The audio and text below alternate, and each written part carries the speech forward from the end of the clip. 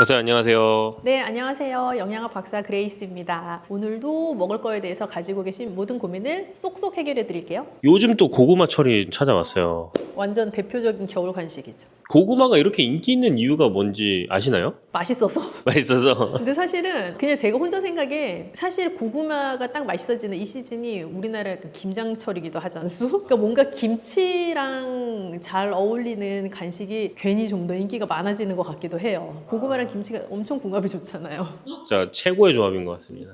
고구마의 좀 대표 영양소 몇 개 소개해 주시면 좋을 것 같아요. 일단 고구마는 의외다 싶으실 수 있지만 비타민C가 많고요. 고구마가 여러 색깔이 있다는 거 아시죠? 약간 노란색 나는 뭐 호박고구마도 있지만 일반적인 고구마는 좀 더 흰색에 가까운 게 나기도 하고 요즘은 보라색이 나는 자색고구마도 있잖아요. 그런 고구마들마다 약간 특징은 있지만 우리가 일반적으로 아는 그 노란 고구마 같은 경우는 베타카로틴도 아주 풍부하죠. 그리고 공통적으로 색깔에 무관하게 식이섬유도 많고요. 찐고구마, 군고구마, 생고구마 이 세 가지를 비교해 봤을 때 어떤 게 좀 더 영양소를 많이 흡수할 수 있는지. 일단 다 똑같은 고구마인데 가장 큰 차이는 단맛의 차이일 거예요. 아마 다들 그렇게 생각하실 텐데 군고구마, 찐고구마, 생고구마가 있다면 이 순서대로 달죠. 군고구마가 제일 달죠. 찐고구마가 그 다음이죠. 생고구마는 사실 뭔가 엄청 달콤한 맛이 많이 나지는 않잖아요. 그 말인즉슨 똑같은 고구마인데 어떻게 조리하느냐에 따라 이 고구마가 발산시키는 단맛이 굉장히 강도가 차이가 많이 나는구나 라고 생각하실 수 있을 텐데요. 군고구마처럼 요즘은 뭐 가정용 오븐도 많이 쓰시고 에어프라이도 많이 쓰시는데 낮은 온도에서 긴 시간 구워내는 그렇게 고구마를 조리를 하면 가장 달고요. 맛있고요. 혈당이 오르기가 쉽고요. 찐고구마는 그 다음이죠. 군고구마만큼 달지는 않지만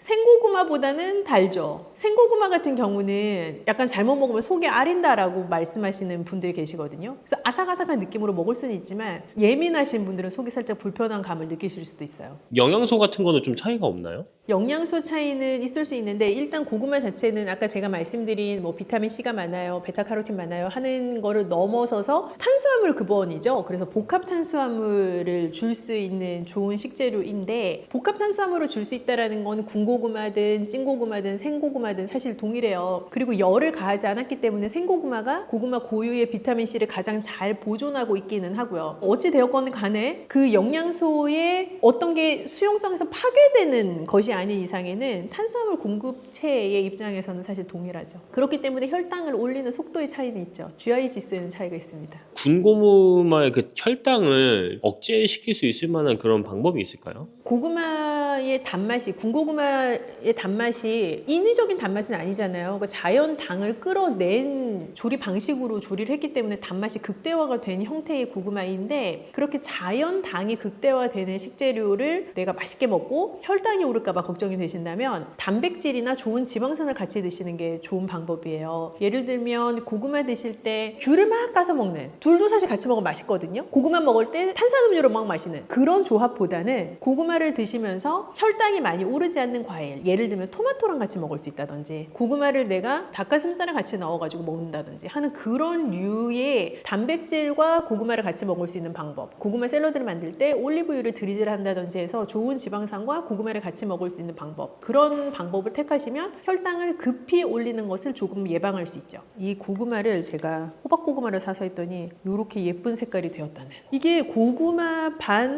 고구마 3분의 2 단호박 3분의 1이 든 건데 호박고구마를 샀더니 완전 색깔이 정말 호박 색깔이 됐어요. 그래서 오늘 이렇게 메쉬드 타입의 샐러드를 만들면 보통 마요네즈로 막 버무리시잖아요. 근데 마요네즈를 쓰지 않고 그릭 요거트로 버무린 그릭 요거트를 넣어서 만든 고구마 단호박 샐러드입니다. 단맛이 좀 줄어들 것 같은 그런 느낌이 드는데. 근데 제가 오늘 구울 때 아까 말씀드린 것처럼 군고구마처럼 만들어서 샐러드를 했거든요. 그래서 단호박도 에어프라이어에 굽고 고구마도 에어프라이어에 오랜 시간 구워서 일단 그 자체로 엄청 달콤했어요. 제철이니까 더 달콤한 맛이 많이 올라왔겠지만 그렇게 자연적으로 충분히 달콤한 재료였기 때문에 설탕도 올리고당도 그 어떤 당도 추가하지 않았고 심지어 소금을 넣지도 않았는데 매우 맛있다는 무슨 맛이 나나요? 그릭 요거트로 버무려서 막판에 살짝 요거트의 새콤한 맛이 올라오면서 달콤한 맛이 줄을 이루는데요. 얘를 만든 지 대여섯 시간 된 것 같거든요. 지금은 그릭 요거트의 새콤한 맛이 끝에서 좀 올라옵니다. 그리고 부재료로 캐슈넛이랑 건포도를 넣었단 말이에요. 씹히는 맛이 있어요. 건포도 씹히는 게 건포도가 조금 더 촉촉해져서 맛있네요. 근데 이런 것들이 시중에 있는 뭐 메시드 단호박 무스라든지 고구마 무스에 비해서 훨씬 더 좀 건강한 그거라고 볼 수 있는 건가요? 맞아요. 우리 시중에서 되게 쉽게 요즘은 제품을 구할 수 있어서 다 되어 있는 메쉬 타입의 샐러드가 많은데 그런 것들을 만들 때는 보통은 단짠단짠을 좋아하시기 때문에 마요네즈도 들어가지만 소금도 좀 많이 들어가게 되고 설탕이나 물엿같이 달게 하는 재료들도 추가되는 경우가 많아요. 그래서 메쉬 타입의 샐러드를 완제품 형태로 구입하실 때 뒷면의 영양 성분을 보시면 생각보다 원재료에 해당하는 고구마, 단호박, 감자 이런 비율이 높지 않네? 라고 생각하실 수 있을 것 같아요. 결국엔 오래 안 씹고 빨리 넘길 수 있는 음식인 거잖아요. 그래서 건포도나 견과나 크랜베리나 이런 것들을 넣어서 씹는 느낌을 계속 주시면 되게 중요해요. 근데 되게 좋은 질문이에요. 그 씹는 작용을 우리가 전문 용어로 저작작용이라고 부르는데 저작작용을 충분히 할 수 있는 음식을 먹어야 포만감이 더 빨리 들어서 과다한 섭취를 방지할 수가 있거든요. 그래서 예를 들어 훌훌 마실 수 있는 뭐 쉐이크나 파우더 같은 거 흔들어서 먹을 수 있는 그런 식사 대용은 먹고 나도 배는 부른 것 같은데 뭔가 허전한 느낌이 드는 이유가 그 저작작용이 충분하지 않기 때문이에요. 근데 피디님 방금 말씀하신 것처럼 메쉬 타입의 샐러드도 뭐 물은 아니니까 당연히 씹기는 하지만 다른 음식들 대비 저작작용을 많이 하지 않고 넘길 수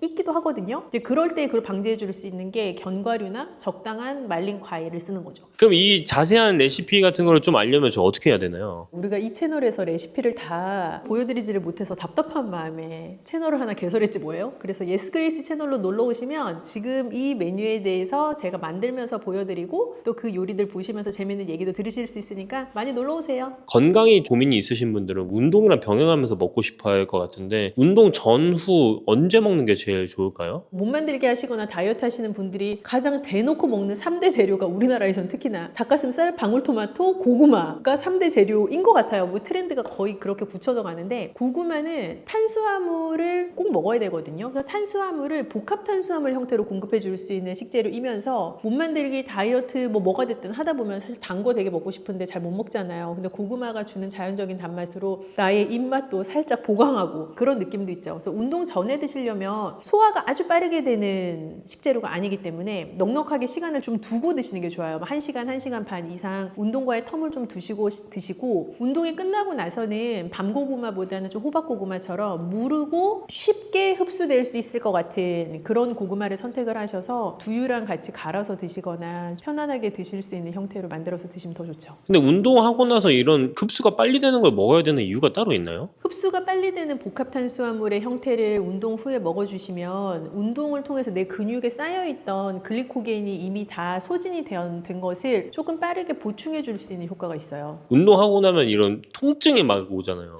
네네네. 젖산이 막 쌓인다고 네. 하나? 그런 거를 좀 없애는데도 좀 도움이 될 수 있나요? 여기 잘 먹으면? 젖산이 근육의 통증으로 인해서 쌓이고 나면 그 자연적으로 이제 없어지는 과정을 거치는데 젖산을 빨리 없앨 수 있는 음식이라고 얘기하면 사실 약간 애매할 수는 있지만 내 근육의 원상태로 빠르게 회복시켜 줄 수 있는 음식이라고 생각한다면 좀 무른 형태의 고구마 혹은 홍시 이런 것들은 좀 해당 사항이 있죠. 글리코겐 자체를 좀 빠르게 보충해 줄 수 있는 음식이기도 하니까요. 고구마도 종류가 굉장히 많이 있잖아요. 어떤 게 더 건강하게 먹을 수 있는 고구마인지 궁금해요. 사실 고구마라고 하면 기본적으로 가지고 있는 복합 탄수화물 공급체라는 면에 있어서는 동일하고요. 그런데 색깔에 따라서 가지고 있는 우리가 파이토케미컬이라고 부르는 생리활성 물질 자체가 조금 다를 수 있어요. 우리 주황색을 진하게 띈 것은 베타카로틴이 많은 것이다 라고 말씀드렸잖아요. 그래서 자색 고구마는 짙은 보라색에 해당하기 때문에 안토시아닌이 많아요. 그래서 색깔이 백색 고구마가 아닌 뭐 주황색 고구마 혹은 자색 고구마 이렇게 뚜렷한 색깔을 가지고 있는 고구마는 색깔 자체에서부터 오는 파이토케미컬을 가지고 있는 고구마에 해당하죠. 박사님 같은 경우는 어떤 타입을 좋아하시는지 근데 어렸을 땐 밤고구마 좋아했거든.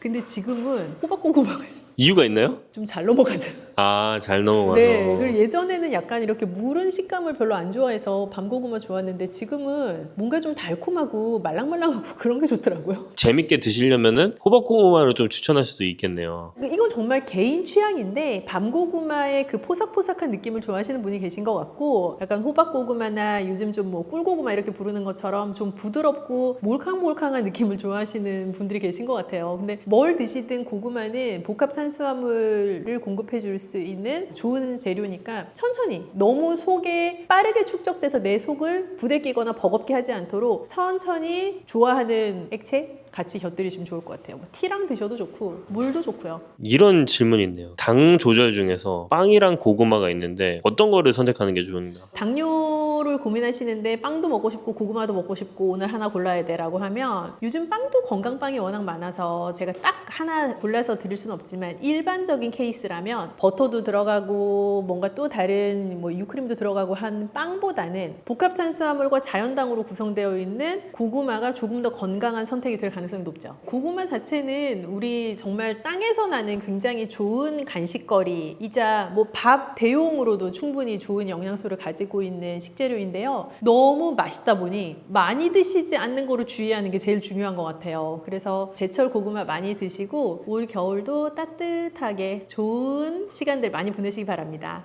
네, 박사님 안녕하세요. 네, 안녕하세요. 당뇨가 진짜 고민이에요. 당뇨는 왜 오는 걸까요? 뭐 사실 당뇨 왜 오냐, 그럼 단 거 먹어서 오냐, 그렇게 물어보시는 분들이 많은데 단 거를 먹어서 당뇨 옵니다 라고는 제가 말씀 못 드리는데요. 왜냐하면 굉장히 복합적인 요인에 의해서 당뇨라는 것이 올 수 있기 때문에 그래요. 근데 많은 분들이 당뇨, 우리 아버지 당뇨 있었어요, 나도 당뇨 올까요? 유전적 소인이 분명히 있습니다. 그렇지만 후천적으로 나타나는 영향이라는 게 굉장히 크게 존재하는 질환인데요. 예를 들면 나의 오랫동안 지속해온 식습관, 그게 불량하면 당뇨가 올 가능성이 높겠죠. 그리고 계속 앉아있거나 누워있는 정적인 생활습관, 그것도 마찬가지고요. 그래서 많이 움직이시고 건강하게 드실수록 당뇨가 올 수 있는 확률이 낮아지죠. 사실은 이제 당뇨 같은 거는 실제로 진단받지 않으면 모를 수 있잖아요. 이런 경우에는 조금 주의를 해줘라 할 수 있는 당뇨 전조 신호 같은 게 있을까요? 네, 사실은 제일 명쾌하게 수치로만 보면 우리가 직장인들 다 건강검진 1년에 뭐 한 번, 2년에 한 번 하시잖아요. 그럴 때 금식하시고 건강검진센터 가시잖아요.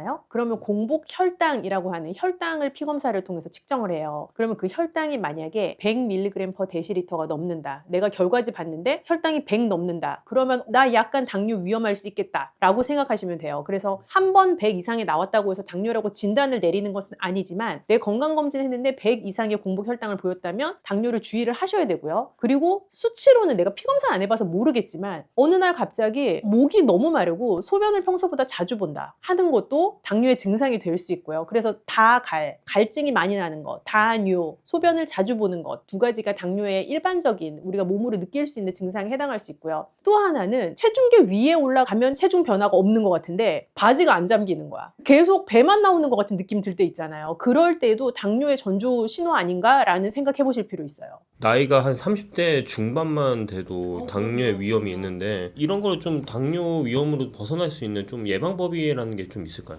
제가 서두에 말씀드린 것처럼 크게는 두 가지죠. 지속적으로 건강하게 먹을 것, 지속적으로 움직일 수 있는 나만의 방법을 찾을 것. 제가 나만의 방법을 찾을 것이라고 말씀드리는 거는 남에게 효과가 있는 것, 남이 지속할 수 있다고 해서 내가 반드시 지속할 수 있는 건 아니에요. 예를 들면 나의 룸메이트는 하루에 7km씩 러닝을 해. 그 사람은 할 수 있지만 나는 7km씩 러닝 못 할 수 있잖아요. 그래서 나만의 방법을 찾는 게 되게 중요하고요. 그건 운동뿐만 아니라 식습관에 있어서도 마찬가지죠. 그래서 내가 평생 지속할 수 있는 건강한 나의 식습관, 건강하게 내가 운동할 수 있는, 지속할 수 있는 방법, 그 두 가지를 잘 세팅하는 게 제일 중요하다고 생각해요. 박사님은 영양 박사님이시니까 저는 영양 박사님한테 좀 이런 식단이나 이런 거 받고 싶은데 그 당뇨에 좋은 음식이나 식재료 같은 게 또 어떤 게 있는지 좀 궁금해요. 우리가 보통 나 점심 뭐 먹지 생각할 때 무슨 재료를 먹을까를 생각한다기보다는 무슨 메뉴를 먹을까를 생각하잖아요. 그래서 좀 더 건강한 메뉴 선택법을 알려드리면 그게 어떻게 보면은 당뇨를 예방할 수 있는 식습관이기도 하거든요. 그래서 제가 너무 많은 분들이 사실 그런 질문을 던지셔서 이 최고의 당뇨밥상이라는 책을 집필한 지가 벌써 한 4년 넘었어요. 근데 아직까지도 많은 분들이 찾으시는 책인데 제가 보니까 어디서 보니까 이거 베스트셀러라고 나왔던 것 같아요. 맞습니다. 베스트셀러 맞고요. 여기에 보시면 당뇨에 대한 일반 사항들이 당뇨 요리법 전에 아주 상세하게 소개가 되어 있어요. 근데 제가 지금 오랜만에 책을 다시 보니까 이 39페이지에 보니 당뇨 잡는 건강한 식습관이라는 페이지가 나옵니다.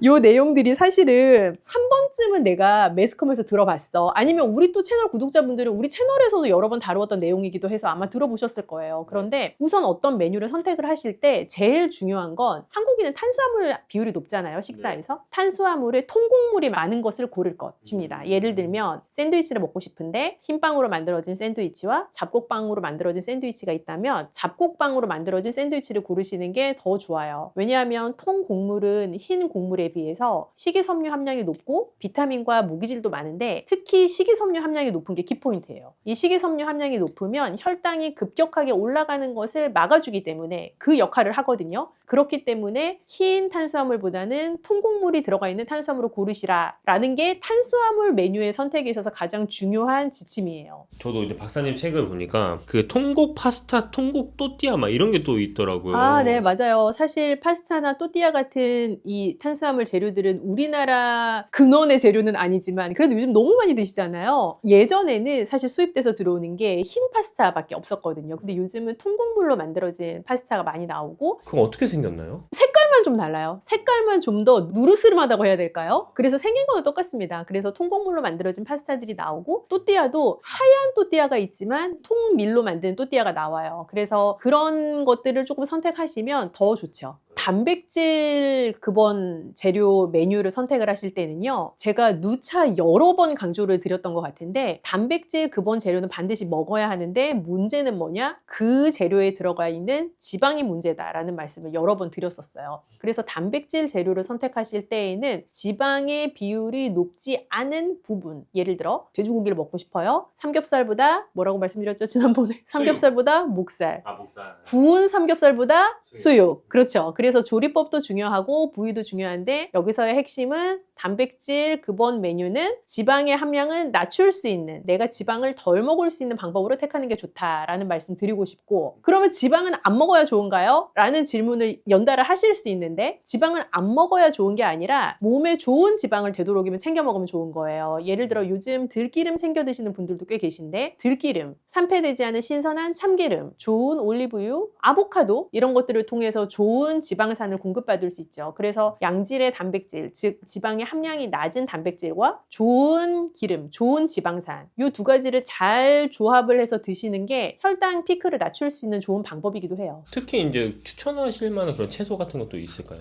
채소를 먹는 이유도 크게는 식이섬유를 충분히 먹기 위해서 먹는 것도 있고 비타민이나 무기질 같은 미량 영양소를 섭취하기 위해서 채소를 권하기도 하는데 채소를 드실 때는 어떤 채소가 더 좋습니다라는 개념보다 당뇨 위험이 걱정되시거나 당뇨인들께는 채소는 먹을 때 순서가 중요하다는 말씀 더 드리고 싶어요. 순서요? 채소를 먼저 드셔야 돼요. 내가 밥 다 먹고 막판에 채소를 먹는 게 아니라 실제 밥, 파스타 이런 류의 탄수화물 혹은 닭고기, 스테이크 이런 류의 단백질을 먹기 전에 채소부터 먹는 것. 그래서 당뇨를 교정하실 때 식사의 순서만 바꾸어도 어느 만큼 효과가 있어요. 발효식품 같은 건 좀 어떻게 하나요? 발효식품은 사실 너무 권하죠. 이제 권하는데 발효식품이라고 하면 이제 대부분의 분들이 가장 먼저 떠올리시는 게 요거트 이런 거 떠올리실 텐데요. 한편으로는 우리나라 김치도 발효식품이거든요. 그리고 우리나라 장류도 발효식품에 속해요. 그러면 김치나 장류는 뭐가 살짝 우리가 조심을 해야 돼서 이렇게 말씀을 드리는 건데 짠 거, 나트륨. 김치는 담글 때 소금도 많이 쓰지만 지역에 따라서는 젓갈도 많이 쓰기도 하잖아요. 그래서 김치는 너무 몸에 좋은 발효식품이지만 자칫하면 나트륨을 과다 섭취하게 될 수 있는 김치의 딱 한 가지의 맹점이에요. 그래서 짜지 않은 김치는 무조건 권하고요. 그리고 요거트 같은 발효식품 너무 권해드리고요. 장류도 요즘 저염으로 나오는 것들도 꽤 있어요. 그래서 그런 거 선택하시면 좋습니다. 사실 발효식품은 짠맛으로 먹는 음식이라기보다는 먹었을 때 발효식품만이 가지고 있는 특유의 향미가 있는데 그걸 즐기기 위해서 먹는 거다라고 생각하면 저는 저염 된장도 굉장히 좋아해요. 음료 중에서 단맛이 나는 거 좀 피하라고 말씀하셨는데 요즘 아직까지도 제로 음료를 드시는 분이 많잖아요. 그런 건 또 어떻게 보시나요? 제로가 이제 붐처럼 한참 많이 올라왔었는데요. 사실 제로 음료도 드시면 왜 달아요? 라고 저한테 물어보시는 분들이 있거든요. 단맛이 나지 않는 거는 아니에요. 다만 당을 기존에 우리가 늘 음료 회사에서 쓰던 당이 아닌 대체 감미료를 썼기 때문에 그 단맛은 유지하면서도 칼로리가 0이라는 거거든요. 단맛이 0은 아닙니다. 그래서 제로 음료를 드셔도 사실은 내 마음의 위안일 뿐 요즘 최근에 발표되는 연구 결과들을 보면 혈당 상승 성능이나 뭐 체중을 늘리는 데는 크게 다르지 않은 영향을 가지고 있어요. 그러면 오히려 지금 알려지지 않은 더 많은 문제가 있을 수도 있는 거네요. 저 개인적인 소견은 사실은 할머니부터 먹어온 식재료가 올바른 식재료라고 생각하기 때문에 우리가 대체 감미료라는 것을 접하기 시작한 거는 사실 그렇게 긴 기간이 되지는 않았거든요. 양을 좀 더 줄이고 차라리 내 입의 즐거움은 이전의 재료로 추구하는 것이 맞지 않나 하는 생각이에요. 당뇨 있는 분들이 반드시 피하거나 제한해야 될 음식이 또 있을 것 같아요. 우선 단 음료는 조금 피하시면 좋을 것 같아요. 단 음료부터 강조를 드리는 이유는 제가 환자 상담을 해보면 많은 경우에 어제 뭐 드셨어요? 그렇게 여쭤보면 아침은 뭐 먹고 점심은 뭐 먹고 하면서 쭉 메뉴를 말씀하시는데 뭘 마셨는지는 얘기를 안 하세요. 그러니까 본인이 잘 기억 못 하세요. 그리고 음료나 물을 마시는 거는 굉장히 습관적으로 액체를 마시는 거고 내가 씹는 과정 없이 내 몸으로 받아들이는 먹는 거잖아요. 그렇기 때문에 내가 뭘 먹고 나면 어제 뭐 먹었지? 하는 거는 기억을 되살리면 생각이 날 수 있지만 어제 뭘 마셨지라는 거를 생각하려면 잘 기억이 안 나요. 그래서 단 음료에 익숙해져 있는 당뇨 위험인들일수록 음료에 대한 것을 약간 자각하면서 이거는 먹어야지, 얘는 피해야지 하는 의식을 좀 가지시면 훨씬 좋다라는 의미에서 단 음료부터 피하시면 좋다라는 걸 강조를 드리고 싶고요. 요즘 뭐 사과 주스, 막 케일 주스 이런 것처럼 주스 같은 것도 있잖아요. 그런 것도 그럼 피해야 하는 게 맞는 건가요?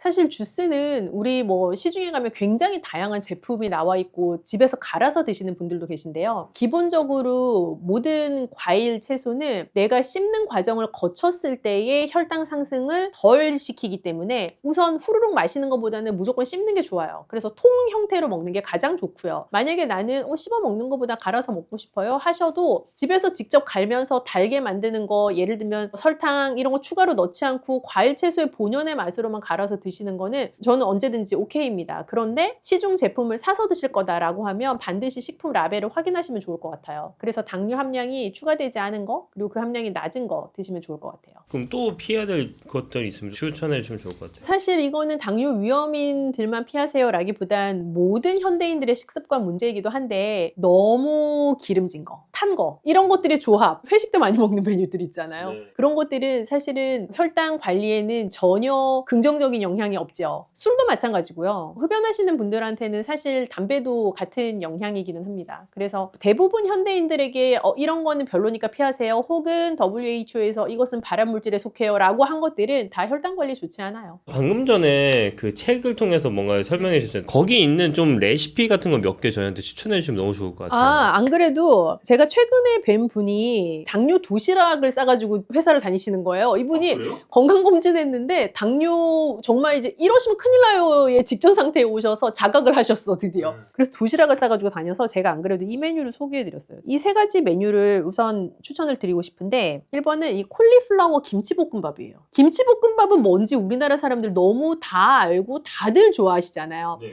심지어 우리 왜 고깃집 가면 다 먹고 나서 김치볶음밥을 하도 먹어서 외국인들이 K 디저트라고 부른답니다, 이걸. 그런데 여기에 콜리플라워 김치볶음밥이라는 거는요, 쌀의 일부, 그러니까 밥의 일부를 콜리플라워 라이스로 대체하는 거예요. 실제로 냉동으로 나와요. 외국에서는 꽤 오랫동안 먹어왔던 제품인데 우리나라도 이제 수입돼서 들어와서 판매가 되기 시작했는데요. 굉장히 단순한 제품이에요. 우리 왜 브로콜리 친구 하얀 거 그 콜리플라워잖아요. 그럼 그 콜리플라워를 잘게 잘라서 팬에다가 마르게 볶아내면 그게 마치 색깔도 하얀 데다가 작은 모양을 띠고 있으니까 꼭 밥 같단 말이에요. 그래서 그 콜리플라워 라이스를 일반 밥이랑 현미밥이랑 섞어서 김치볶음밥을 하는 거예요. 그래서 핵심은 밥 양을 줄이고 채소를 더 많이 먹을 수 있게 하는데 내가 거북하지 않은 방법으로 선택을 해보는 거죠. 그래서 콜리플라워 라이스 추천입니다. 콜리플라워 라이스를 먹을 때 그 식감이 그 밥의 식감이 될까 이게 좀 식감은 사실 중요한 문제죠. 그런데 콜리플라워 라이스는 드시는 분들은 생각보다 괜찮다는 반응을 우선 보이는데요. 그게 콜리플라워만 밥이라고 생각하고 퍼먹으면 지금 PD님 생각하는 것처럼 좀 요상하다라고 생각할 수 있어요. 근데 김치볶음밥이잖아요. 김치 맛도 나고 또 우리가 같이 볶아내고 뭐 달걀 프라이도 올라가고 하니까 크게 거부감 없이 드실 수 있어요. 김치볶음밥에 보통 이제 고기도 들어가는 경우가 있잖아요. 네. 그럼 고기 기름이랑 참기름 같은 것도 넣을 텐데 네. 그럼 그런 기름진 걸 먹어도 괜찮을까요?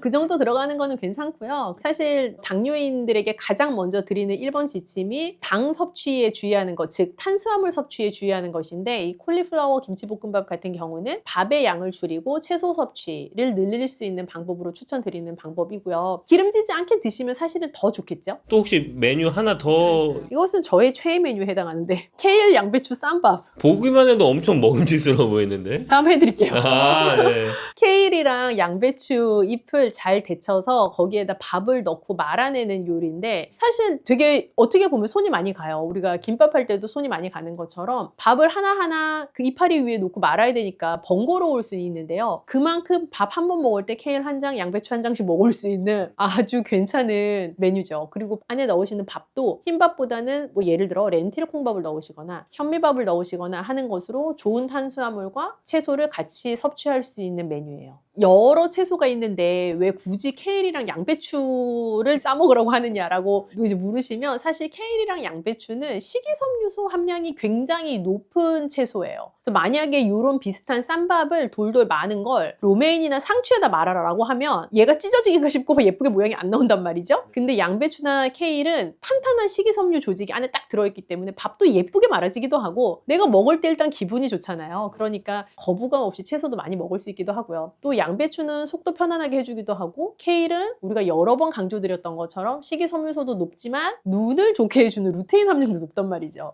그러니까 여러모로 굉장히 좋은 조합으로 먹을 수 있죠. 그 책 제목 뭔지 한 번만 더 말씀해 주실 수 있나요? 짱! 정말 최고의 당뇨 밥상이죠. 최고의 당뇨밥상. 사실은 적용하시기 쉽게 쓰려고 애를 많이 썼고 여러 요리책들을 보면 너무 맛있어 보이는데 내가 내 일상에서 적용하기 정말 쉽지 않겠다라는 생각이 드는 요리책이 많을 텐데 이 최고의 당뇨 밥상은 당뇨 위험군이신 분들 뿐만 아니라 다이어트 하시고 싶은 분 또 굉장히 편안하게 적용할 수 있는 메뉴들이 많이 있고 아직은 너무 건강하지만 부모님이 당뇨 있으셔서 나 미리부터 좀 관리하고 싶어 하시는 분들도 일주일에 한두 번씩만 따라 하셔도 저는 장기적으로 건강에 긍정적인 영향이 있다고 생각해요. 당뇨 위험군이 있으신 분이나 아니면 실제 당뇨가 있으신 분들한테 마지막으로 해주실 말이 있으면 좋을 것 같아요. 드시는 것에 대한 얘기는 제가 충분히 해드렸으니까 마지막으로 하나 이 먹는 것과 뗄래야 뗄 수 없는 짝꿍인 운동, 활동에 대한 걸로 마무리를 하고 싶은데 식사를 하시고 나서 바로 앉거나 바로 눕지 마세요. 옛날 어른들이 그런 말씀 하지 않으셨어요? 너 밥 먹고 누우면 소된다고. 그 말이 굉장히 지혜로운 발언입니다. 식사하시고 점심시간에 식사하시고 나면 한 15분, 20분이라도 주변을 이렇게 걸으면서 산책을 하세요. 그러면 내가 그 전에 먹었던 식사를 통해서 나에게 들어온 이 모든 음식들이 잘 소화돼서 천천히 혈당을 급격하게 높이지 않는 방향으로 나의 소화를 도와주고 또 내가 당뇨 위험군일수록 사실 먹고 나서 바로 앉으면서 칼로리 소비를 훅 낮추는 것보다 지속적으로 칼로리 소비를 올릴 수 있는 방법을 택하시면 좋아서 식사 후에 한 15분, 20분 정도 걸으실 것 추천드립니다. 그리고 제가 서두에 말씀드린 것 중에 하나가 우리가 당뇨인가? 라고 자각할 수 있는 전조 증상 중에 체중계 숫자 똑같은데 바지 안 잠길 때라고 말씀드렸잖아요. 그래서 사실은 우리가 체중계 숫자는 뭐 계속 열심히 체크하기도 하시고 뭐 혈압도 가끔 어디 가면 재보기도 하시고 하시는데 허리 둘레를 재시는 분들은 잘 안 계실 것 같아요. 그죠? 그래서 내가 만약에 당뇨 위험군이다라고 했다고 하면 체중 관리도 물론 중요합니다만 허리 둘레를 좀 체크하는 습관을 가지시면 어떨까 하는 생각이 들어요. 그래서 일주일에 한 번, 2주일에 한 번 정도는 허리 둘레 체크하시면 전 좋을 것 같아요.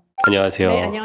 저희 영상 보시는 분들 중에서 만성 질환에 고민이 있으신 분들이 굉장히 네. 많으세요. 당뇨나 뭐 신장 질환, 고혈압 같은 이제 만성 질환들이잖아요. 그런 게 있으면은 좀 간식을 고르기가 좀 쉽지가 않거든요. 그렇다고 간식을 또 안 먹을 수도 없고 이런 분들에게 떡 같은 거를 좀 간식으로 추천을 할 수 있을까요? 사실은 만성 질환이 있다라고 딱 진단을 받으면 이제 뭘 먹어야 될지 되게 고민인데 오히려 만성 질환자 분들이 건강한 간식을 택하시면 간식을 잘 활용하는 게 굉장히 좋은 식생활 관리법이 될 수도 있어요. 그래서 한 끼에 막 많이 먹고 다음 끼니까지 기다리는 것보다 오히려 소량을 끼니에 드시고 중간중간 음식들을 먹어주는 그게 이제 간식의 정의잖아요. 그렇게 간식을 잘 활용하시면 좋은데 떡은 굉장히 좋은 간식이 될 수가 있죠. 보통 간식으로 뭐 드세요? 라고 상담하면서 여쭤보면 빵, 과자, 무슨 음료 이런 거 말씀하시기도 하고 과일 같은 거 말씀하시기도 하지만 실제 진짜 뭘 드셨는지 리스트를 받아서 보면 건강한 거를 찾아서 드셨다고 드셨는데도 그렇지 않은 것들이 있거든요. 근데 떡은 너무 달지 않은 것을 선택을 하셔서 정량만 드신다고 하면 오히려 오히려 다른 것보다 건강한 간식이 될 수 있어요. 근데 신장 질환이 있는 사람들은 단백질이나 칼륨 섭취를 조심해야 된다고 했잖아요. 떡도 어떻게 보면 거의 쌀이 들어있으니까 단백질이나 이런 게 좀 들어있을 수 있는데 그 신장 질환 환자분들한테도 그 떡이 좀 괜찮나요? 쌀이라는 이제 재료는 여러 곡류 중에 가장 단백질이 낮은 곡류에 해당을 할 수가 있어요. 그래서 떡의 주재료는 뭐 맵쌀이든 찹쌀이든 여하튼 흰 쌀 자체가 떡의 주재료인 경우가 많아서 그 흰 쌀로 만들어진 떡 자체는 오히려 신장 질환자분들이 정량 드셨을 때 좋은 간식으로 선택을 할 수 있는 요소가 되죠. 팥이나 콩에 들어간 떡 같은 경우는 좀 칼륨이 높을 수 있잖아요. 떡 종류를 생각해 보시면 백설기 이런 것처럼 딱 하얗게 딱 그것만 보이는 떡 말고 팥, 콩, 견과 이런 것들이 많이 붙어있는 찰떡 이렇게 부르는 떡들 있잖아요. 그래서 그런 떡이 일반 건강인들한테는 되게 좋은 간식인데 신장질환이 있으신 분들에게는 조금 부담스러운 선택이 될 수가 있어요. 왜냐하면 일반 쌀에 비해서 팥, 콩, 견과 이런 재료들은 단백질 함량도 좀 높고 칼륨 함량도 좀 더 높을 수 있어서 신장에 부담을 줄 수가 있거든요. 그래서 그런 떡보다는 오히려 조금 더 심플한 재료로 만들어진 떡을 고르시면 더 좋을 것 같아요. 근데 제가 이제 이런 컨텐츠를 하다 보면서 팥이나 이런 것들이 신장에 좀 도움이 될 수 있는 부분이 약간 이뇨작용을 좀 해가지고 그럴 수 있다라고도 했었는데 여기서는 좀 다를 수 있나요? 우리가 이뇨작용이라고 이제 얘기를 하면 소변을 배출하게끔 하는 작용을 더 촉진시킨다라는 개념으로 이해를 할 수가 있는데 사실 우리나라의 여러 컨텐츠들이 키워드를 기반으로 내용을 띄울 때 이뇨작용은 붓기 제거, 다이어트, 뭐 체중 감량 요런 류의 키워드 안에서 이제 돌던 하나의 뭐 영양상의 이점이라고도 많이들 이해를 하고 계실 거예요. 그런데 이제 신장이라는 게 소변을 배출하는 기능이랑 연관이 있다 보니까 소변 자체를 많이 나오게 하면 신장 건강에 좋지 않을까라는 생각으로 자연스럽게 이어지실 수도 있을 것 같은데요. 이뇨작용을 촉진시키는 식재료 자체가 신장 건강에 반드시 도움이 된다고 볼 수는 없고요. 오히려 그 재료들이 가지고 있는 칼륨의 함량이 너무 높아서 과량으로 먹었을 경우에 내 신장에 좀 더 무리가 될 수 있는 내가 생각하지 않았던 반대의 효과도 있을 수 있죠. 고혈압이 있는 분들한테는 떡이 괜찮을 수 있을까요? 고혈압 있는 분들이 가장 1번으로 조심하셔야 되는 영양소가 관리해야 되는 게 이제 나트륨이라고 다들 알고 계시는데 나트륨 함량이 높은 건 대부분 소금이 많이 들어가서 내 입에서 짠맛이 나거나 혹은 뭐 간장, 다른 뭐 케첩 이런 류의 다른 부가적인 양념류가 굉장히 많이 사용이 돼서 내 입맛에서는 뭐 아주 짜진 않아도 실제 음식이 가지고 있는 나트륨 함량이 높거나 이제 하는 그런 여러 가지 요인들이 있는데요. 떡 자체는 전통적인 조리법에 의해서 만들어진 떡이라면 사실 나트륨이 추가적으로 많이 들어가지 않아요. 그래서 나트륨 함량이 떡 자체가 높다라고 볼 수는 없어요. 실제 떡 먹고 아이고 짜서 못 먹겠다 이렇게 생각하시는 분은 안 계시잖아요. 그래서 그 떡 자체가 가지고 있는 나트륨 함량은 그렇게 높지 않기 때문에 고혈압 진단 받으신 분들에게도 정해진 양을 잘 지키실 수 있으면 떡은 좋은 간식이 될 수 있죠. 고혈압 분들한테 좀 권장하는 양이 있을까요? 근데 뭐 고혈압 진단받으신 분들뿐만 아니라 모든 이제 만성질환 가지고 계신 분들에게 떡을 어느 만큼 먹어도 되냐라고 저에게 물으신다면 저는 그냥 심플하게 찹쌀떡 한 개가 하루에 드실 수 있는 양의 크기다라고 말씀드려요. 그래서 70g? 조금 더 내가 나를 허용해보겠어 한다면 한 100g? 이렇게 정도 왔다 갔다 하게 드실 수 있을 것 같아요. 좀 개인적으로 생각이 드는 건 그 정도 한두 개는 너무 좀 감칠맛 나는 것 같아서. 그쵸. 이제 사람의 모든 것이 다 선택이지 않습니까? 그래서 조금 건강하게 드실 수 있는 방법을 택한다면 앞으로는 만성질환 진단을 받으셨든 아니든 상관없이 정해진 양, 내가 정한 양을 내가 지켜보겠다라고 생각하시는 건 굉장히 좋은 식생활 지침이에요. 그래서 만약에 저 같으면 하나를 먹을 거면 진짜 맛있게 먹고 싶을 것 같아요. 그래서 그런 떡을 진짜 맛있게 딱 한 조각만 먹을 수 있다면 진짜 맛있게 먹을 수 있는 더 건강하게 먹을 수 있는 그 하나의 방법이 있다면 좋을 것 같아요. 일단 내가 좋아하는 떡이 무엇이냐에 따라 조금 다를 것 같은데 소도 좀 이렇게 있고 단맛도 나고 이런 떡을 좋아하시는 분이라면 약간 우리 왜 다이어트 할 때 치팅데이 하잖아요. 그런 것처럼 내가 그거를 먹어도 되는 요일을 정하시면 좀 기다려지지 않을까요? 그런 생각도 들고 그냥 담백한 떡을 뭐 예를 들어서 조청에다가 찍어 먹는 걸 즐기시는 분이라면 많이 찍으면 맛있겠죠. 근데 그렇게 계속 먹을 수는 없고요. 조금 내가 곁들이는 것도 좀 조심하시고 내가 먹을 수 있는 양을 스스로 잘 지킬 수 있는 나만의 어떤 방법을 세팅해 나가시면 좋을 것 같아요. 그래서 떡 자체는 어찌되었건 탄수화물에 해당하는 간식류라고 보실 수가 있거든요. 그래서 탄수화물에 밀집되어 있는 어떤 음식을 먹고 나면 혈당이 생각보다 가파르게 올라가는 부작용이 있을 수가 있는데 그 혈당 상승을 기울기를 좀 완만하게 해줄 수 있는 다른 짝꿍 음식을 뭘 먹느냐에 따라 좀 달라질 하실 수가 있어요. 그래서 떡 드실 때도 단백질 혹은 식이섬유가 많은 무언가 아니면 약간의 지방질이 있는 무언가를 같이 드시게 되면 혈당의 상승 속도를 그렇게 급격하게 올리지 않고 조금 완만하게 상승시켜주는 효과가 있죠. 그럼 마지막으로 냉동 보관을 하잖아요. 이런 떡들을 좀 맛있게 먹으려면 어떻게 하면 좋을까요? 떡을 이제 구매를 하시고 나면 대부분 실온에 두신 상태의 그 소비 기간 동안에 빠르게 드시거나 아니면 그 기간에는 못 드실 것 같으면 이제 냉동에 넣는 게 가장 떡을 잘 보관할 수 있는 방법인데, 냉동에 넣어놓은 떡을 내가 다른 추가적인 조치 없이 해동만 한 상태에서 바로 먹으려고 그러면 그 떡의 쫀득한 식감도 없어지고 옛날에 보들보들 쫄깃쫄깃 이런 거 다 없어요. 그래서 그렇게 먹을 수는 없고요. 냉동된 떡 자체는 전자레인지에 가볍게 돌려주시거나 그때 물을 이렇게 조금 뿌려주시면 더 좋고요. 아니면 찜기에 살짝 다시 쪄서 드시면 원래의 떡의 본연의 맛을 좀 더 즐기실 수가 있죠. 소고기와 들깨 자체의 밸런스가 강력하다고 말씀드렸잖아요. 그런 강력한 밸런스를 부드럽게 먹을 수 있는 방법이기 때문에 소화 흡수에 너무 좋죠. 네, 박사님 안녕하세요. 네, 안녕하세요. 영양학 박사 그레이스입니다. 박사님 요즘 들깨가 인기가 많거든요. 네. 그리고 이제 단백질 얘기로 소고기 얘기도 굉장히 관심을 많이 가지고 계시는데 이 두 개가 좀 조합이 되면 좀 어떨까요? 아, 소고기랑 들깨요? 네. 아, 둘은 궁합이 나쁘지 않죠. 일단 소고기는 네. 단백질이 많은 재료이고 네. 들깨는 오메가3 불포화지방산이 많단 말이에요. 물론 소고기만도 사실 굉장히 영양 밀도가 높고 영양가가 좋은 식재료인 거는 맞아요. 그런데 소고기에 있는 기름은 포화지방, 들깨는 불포화지방산이 많으니 둘이 딱 합쳐지면 아주 맛의 보완뿐만 아니라 영양소 밸런스가 좋죠. 사실 강력한 것 같은데요? 그 이 두 개랑 같이 조합되는 포화지방산과 불포화지방산이라고 네. 말씀을 해주셨는데 그거 말고도 좀 소고기에는 좀 단백질이 좀 많이 있잖아요. 네네네. 뭐 적정량의 단백질을 이제 꾸준히 드시라라는 지침을 몇 번 드렸었는데, 그럴 때 쓰기 딱 좋은 재료가 이제 소고기죠. 근데 다만 기름기가 적은 부위를 선택하시는 게 중요하죠. 소고기의 기름은 포화지방이 많으니까요. 그래서 기름기가 적은 살코기 소고기를 선택을 하셔서 드시면 굉장히 양질의 단백질로 드실 수 있고, 무엇보다 소고기에는 철분 함량이 높아요. 그래서 빈혈이 있기가 쉬운 어르신들한테도 소고기는 단백질도 채워주고 철분도 채워줄 수 있는, 또 빈혈도 예방해줄 수 있는 그런 좋은 재료죠. 기름기가 적은 살코기 부위는 어떤 부위가 있을까요? 안심? 안심. 네. 그러면은 이런 소고기가 이제 단백질, 근육 이런 쪽에 도움이 된다고 했는데 네. 어르신들 같은 경우는 하체 근육이 급격하게 빠지잖아요. 나이가 그럴 수 들면 있죠. 들수록 네. 하체 근육을 지키는데 좀 더 도움이 될 수 있을까요? 뭐 하체 근육으로 먹은 소고기가 다 간다는 말씀 못 드리고요. 네. 우리가 특정 부위의 근육은 운동을 해서 키워야지.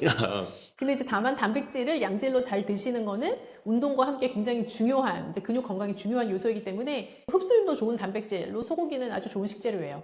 근데 이런 단백질 같은 걸 먹었을 때 좀 연골이나 이런 쪽이랑도 연관이 있을 수 있을까요? 그럴 수도 있죠. 근데 뭐 소고기를 먹게 되면은 이제 철분 함량도 높지만 소고기와 함께 곁들이는 다른 음식을 통해서 뭐 칼슘도 충분히 드실 수 있고 마그네슘도 섭취할 수 있고 하니까요. 그런 것들이 다 힘을 합쳐서 연골도 튼튼하게 해줄 수 있는 역할을 하는 거죠. 소고기 이런 고기류를 듣기만 해도 많이 먹어야겠다는 생각이 드네요. 그러면은 들깨 얘기를 좀 해보고 싶은데 들깨에 있는 몸에 좋은 기름이 심장과 관절에 어떤 도움이 되는지. 저는 그 순댓국 먹을 때 들깨 이렇게 들깨 가루? 빻은 거. 예. 그건 이제 들깨 가루고, 네네. 우리가 보통 깨라고 하면 우리 머릿속에 있는 깨는 참깨란 말이에요. 이렇게 아, 네네. 약간 작은 물방울 같이 생긴 거. 맞아요, 근데 맞아요, 맞아요. 동그랗게 생겼어요. 점처럼 동그랗게. 그래서 그래요? 들깨 가루만 보신 분들은 들깨의 원래 모양을 잘 모르시고 참깨랑 비슷하다고 생각하실 수 있는데, 특히 젊은 분들은 네. 들깨는 아주 동그랗게 생긴 깨예요. 그래서 들깨를 거피를 하냐 그렇지 않느냐에 따라서 이제 들깨 가루의 고운 정도도 달라지기도 하는데요.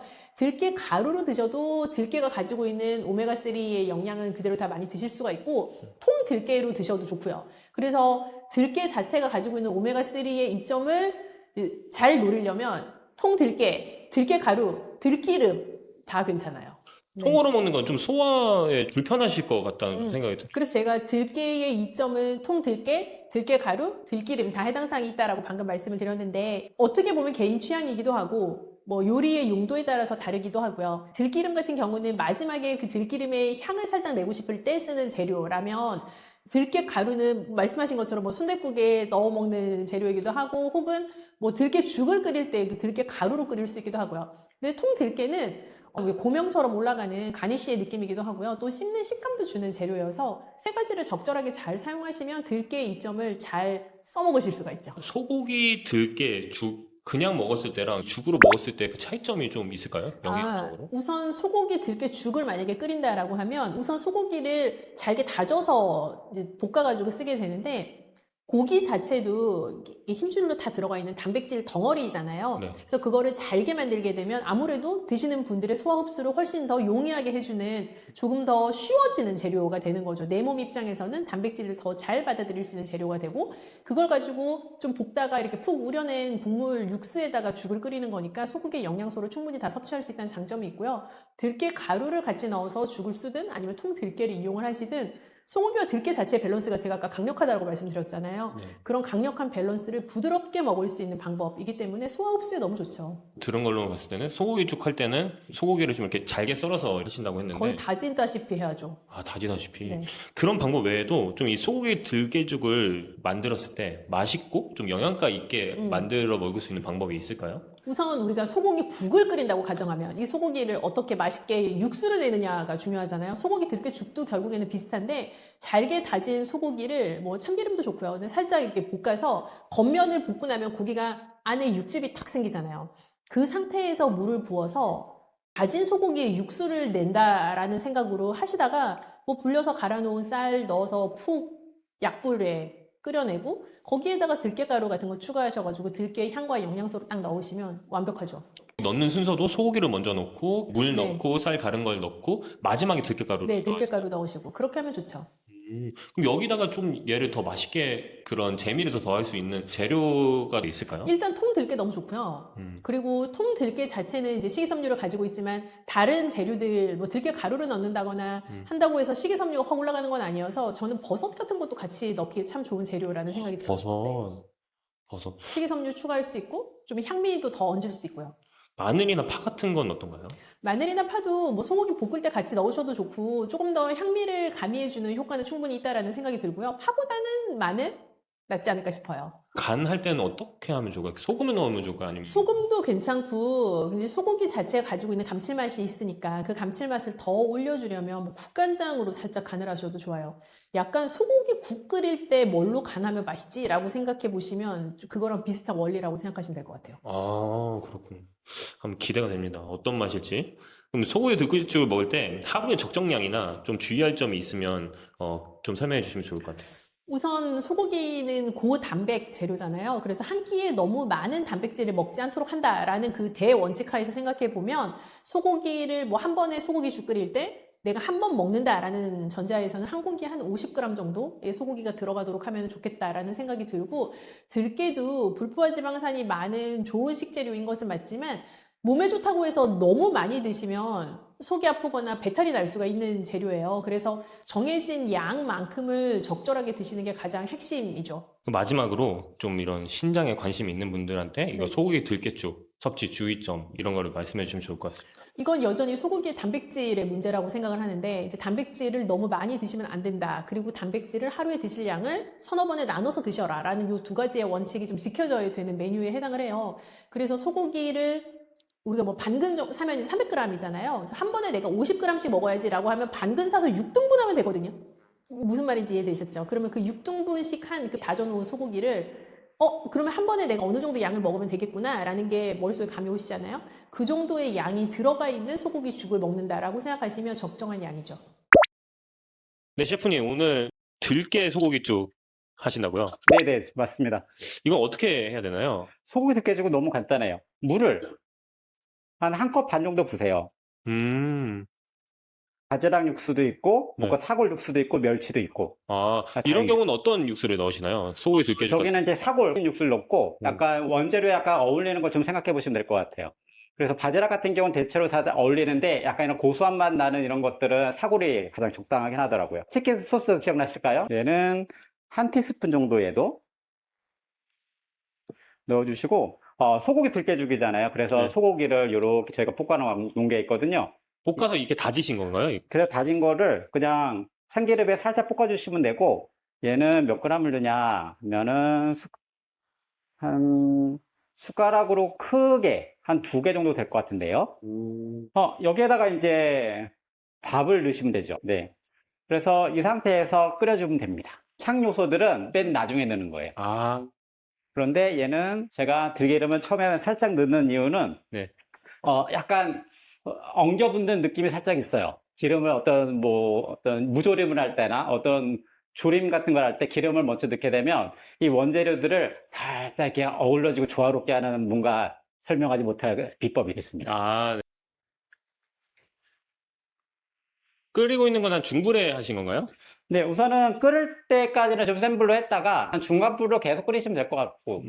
한 5분 정도 하면 될까요? 네네네. 음. 죽밥을 해놨다고 했잖아요. 네. 죽밥을 해놓은 상태이기 때문에 5분이면 되는 거예요. 근데 집에 만약 밥을 한다. 밥을 하면 좀 시간이 걸려요. 한 15분 정도? 그러면 물량을 더 높여야 되기도 하고, 그래서 죽밥을 한번 다 만들어 놓으면 이렇게 이제 한번 끓이기만 하면 되니까.